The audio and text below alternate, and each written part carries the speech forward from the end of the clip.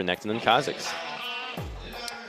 Yeah, I think you pretty much summed it up there, Crumbs. What do you think about the Renekton pick on the side for Khan? It's all about the early game here. They have an incredible amount of pushing power in top and middle, and if they can take advantage of that with Cuz, then their game plan becomes nullify the jungler, get your advantage in the bottom side as you're... So does Malrong, but on the opposite side. It's like dancing with a long-lost lover in another life. That's what they're doing. Did you see that movie, Your Name, the anime one? Yeah, I did. That was amazing. Yeah, I actually really cried. Did you? Yeah, it was beautiful. I was close. There was a couple of times. I did it on purpose. I just let go and enjoy it. Just like this dive. Helper might just have to let go and enjoy it, although this is a really good setup what he's trying to do, but really nice patience out of Longzhu. The leap in, and Khan does not go down. First blood over to Cuz. Holy crap. Solo, or at least use the pressure to rotate somewhere else, and they're using that for mid lane in a 5-man Look at this.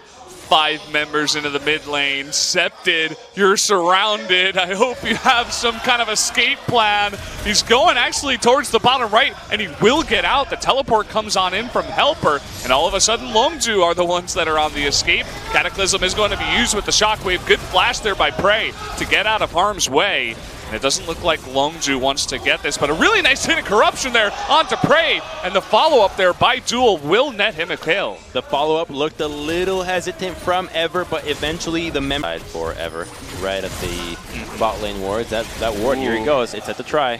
Okay, coming in on the try brush. In comes Helper from behind. Septed trying to get on in here. Cuz will take the blue. The teleport from Khan is a little bit late. Gorilla locked up, and the nice chain of corruption. Ooh. Look at that kick straight into Ella from Malrong. Cuz getting extremely low, but the damage is turning back. Double kill now for Duel. He's somehow still alive, but now the big shockwave onto BDD. He's still very, very healthy, but so is Septed. The flash forward! Septed trying to take this fight into his hands. Now it's Septed against BDD. Who's going to win? Septed with that red buff does slow him, and BDD is out of mana, but he can't get close enough. And Khan just almost obliterates the fight. It shouldn't be that difficult. Gorilla trying to go hardcore in by himself. No one joins the Abyssal Voyage, and at least I suppose he gets the shockwave out of Septed, but just a small trade there. See, that's how much damage Orianna does to him by himself. If Varus was there, chances are it would not have been enough if Chains of Corruption were not used. So it just shows the commitment that it takes for the Tahm Kench to go down. Okay, we got the 2 dual lanes coming in here. BDD going to make it an unfair fight, but Helper looking to even it up. 3v3, and the teleport coming on in. Make that 4v3, and the trade here in the river. It looks like Cuz has found Septed. Can Septed trade it back? No, is the answer. Cuz with his X-Drinker will have enough survivability to take out that very squishy Orianna. He sure would have wished he had Shockwave right there, and as such, Cuz punishes him immediately. A no summoner Orianna cannot escape the grasp of a level 11 Kha'Zix. Now on the chase for Elise, and we've seen this go wrong many times. Trying to flash for the stun, and he just ward hops away. Will they re-engage here onto Khan? There's the kick into Duel. Khan, though, will be stunned up by those concussive blows. He is going man mode, but he can't quite get enough damage, although he does get duped there by Longzhu. They get the summoners out of BDD, so that's what they can count for in the next couple of fights. The Weaver as well will block a couple of members out. A little bit early, but still just kind of hurting them in. Shockwave onto summonerless BDD, but stepping on the trap is Septed, going on in his Khan and jumping in his Cuz at the same time. Big Cataclysm, but just to save the rest of his team does Helper. And they knew that Renekton was flanking, but the Shockwave was used onto the solo BDD, and as such, they had no chance of killing anybody in that fight. Renekton goes for the flank, and Septed, without anybody to protect him, just gets deleted by Khan. Need to keep sending multiple members to deal with this guy. They're sending 4 on the entire wave, but they're giving up the tier 2 top side. They're going to give up all the vision of the red side jungle, which with the double mountain that Longzhu has, it's going to be a quick Baron for them to take in the next 30 seconds. So they push, retreat with 5 seconds till the Baron spawns, and voila. Okay, they're trying to go 2v1 here onto Khan, and they might be able to get this with the Cataclysm. It looks like they will.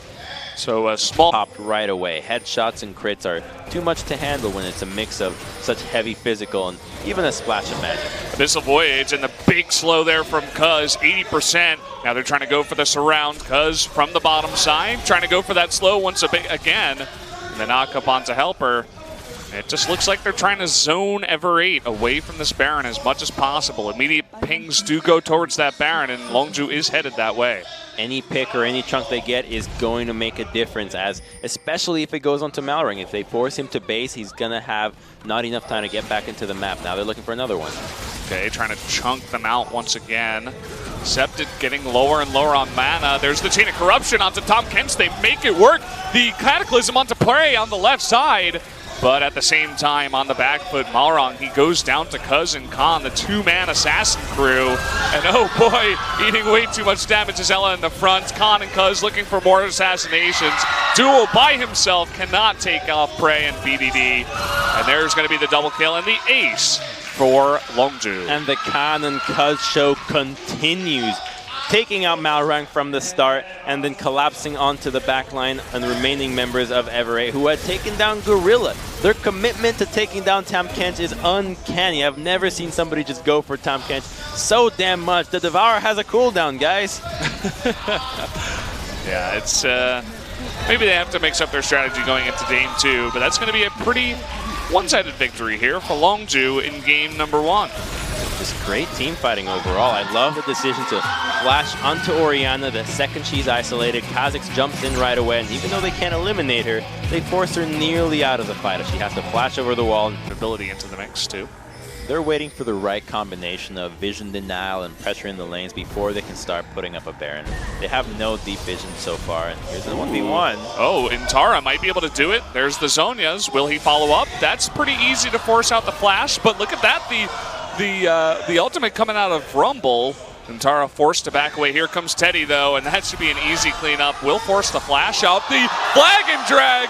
I spoke too soon, and Intara escapes, and that might mean that we have a start here onto the Baron. Yes, it does. Looks like it's getting pretty low. Faker and Wolf trying to zone out the members. They do go off of the Baron, looking for a kill here onto Kuzan, trying to flash away. They do get that arrow on top of him. The Braum ult there helping out a lot, but not enough. They're going to throw in the Braum now. Teddy trying to jump away. Untara coming from behind, and that is going to be a bang. Trying to get on top of Snowflower, and all alone. Faker on the chase. Abyssal Voyage will do it. And now they're just chasing through the jungle instead of starting this Baron, trying to get as many kills as possible. And there you go. 4 members of Jin Air do get taken out. Rek'Sai as well, but it's already too late. It's a 1v4 here. Kalista is nowhere to be found. The teleports are coming in, but there's a fight going on as well in the top tier too. Yeah, Untara going deep with that Cataclysm. Does take him out. Oh, landing that Q there is blank. Teddy, extremely low QSS. Not going to help him out there. Not in time. Kuzan desperately trying to take out Jarvan. Will not happen. And look at that wave. That is massive at this point. And, oh, SKT just outplayed Jin Air, and so did they. They outplayed themselves, getting too carried away with trying to stop that Baron, and now without any carries left alive. It's going to be a sub-30-minute victory.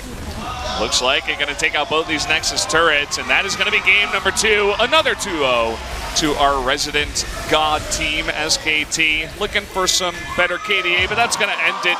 The 2-0 victory over Jin Air. What seemed to be a lull in the game, we broke the action with a one-on-one, but Jin Air just could not hold true to what had been working for them so far. Outnumber the duel lane. Focus around your strength, the Kalista. Instead, they got carried away from the 1v1.